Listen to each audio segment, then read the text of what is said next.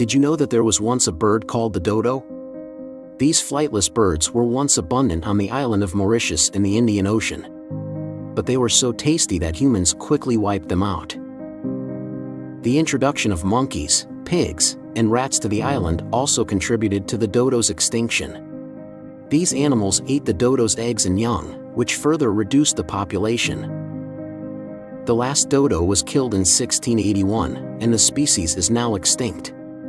The dodo is a reminder of the dangers of human overexploitation of natural resources.